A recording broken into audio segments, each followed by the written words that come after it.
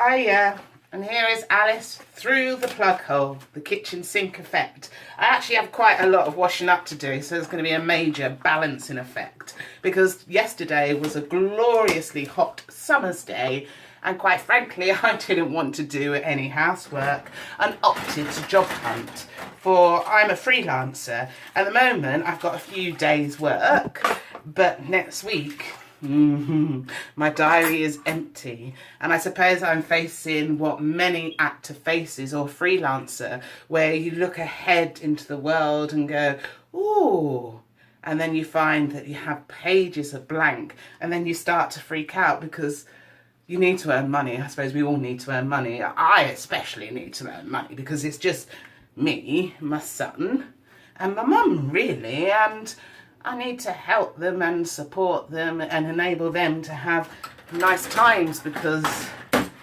I know we're a long time dead, but our life is so brief, really, on the large scheme of geology and general things. Longer than other animals, of course, but still short enough. Not long enough, I don't think. Anyway, so I've recently had my period. Which isn't massive news, but it has a massive effect on me. I have these things called fibroids. They are growths in the uterine wall. We use uterine because it is the correct termination, and we might as well use the correct termination because it's always good to be informed. So in my uterus, or my womb, I have fibroids, 7 of them. One is very nasty. It sits on the fundus. So this is my womb. It's probably about the side of my womb. And the fundus is the top part here. And so that's like the cervix and the birth canal, the vagina, and the womb. So the fundus sits here. And I have this particularly nasty fibroid that sits there and creates a lot of problems and pain. For example, I bleed. I bleed heavily and for more than 8 days. My poor son, you know, sometimes the bathroom looks like a bit of a chainsaw massacre. It's hard to deal with. You pass clots, and they can be big, these clots. They're not nice. And so, as a result, I end up anemic. Now, fibroids don't just come out of thin air. They take time to grow. We don't really discuss women's bits or women's plumbing in society as per se, which always surprises me, because most men have mothers, most men have wives, or unless you're gay, you'll have a husband, or I don't know, gosh, there's so many labels now that, but anyway, most men will interact with a woman, and they either have a daughter or a sister or a niece, and we don't really discuss the impact that wounds have on us. It doesn't make us any less of a person. It just sometimes pulls us back from what we're truly able to do. For me, for example, I was fit. I played county netball. I used to do all the gardening. I ran after my son. I studied hard. I worked hard.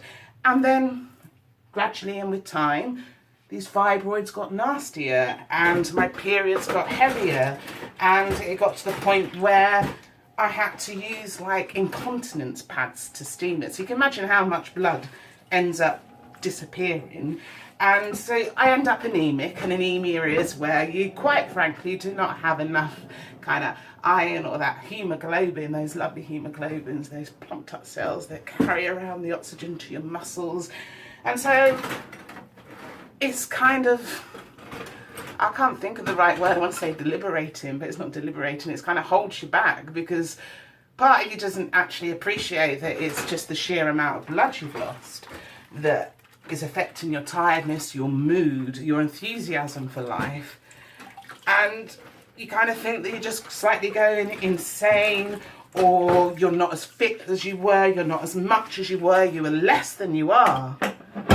But then you start to get back to normal homeostasis or blood stasis, and you realise that actually, you know, I'm alright, I'm okay, I can live this life, I can do stuff.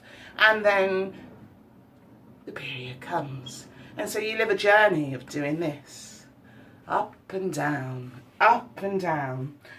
soon enough my problem will be resolved. I'm going to see the consultant on Monday and I'll have my 3rd operation. My last one was a myomectomy where they attempted to cut out the nasty fibroid was causing all the problems, but it didn't quite work, and actually I didn't end up on the right operation list, so I didn't get my consultant. I got somebody different. Anyway, that's life, and that's the way it goes. So the next one, who knows? I'm going to have a good chat with my consultant on Monday and discuss the next options. I'm hoping that I can just have my womb lining removed, just removed, and then it's done. Or my hysterectomy, but I keep my fallopian tubes, and then no more will I be held back by a leaky fanny. It's a terrible thing. So I'm going to leave it here and let you kind of consider periods, menstrual blood, leaky things, and what I'd like to say is just be a little bit more gentle with us when we're going through this, because it's hard going, it's stressful, and sometimes we're not even aware that we're going through this physical stress, and we're trying our best. Often we're always trying our best. So yeah, so I'm going to sign out today and wish you happy blue skies, and I hope that sometime soon there'll be some rain, because the grass looks like it's August and it's only June. Does that mean we're going to have a really wet August? Can't carry on like this. We either have a wet August or a drought. So, yeah. Anyway, take care. Bye.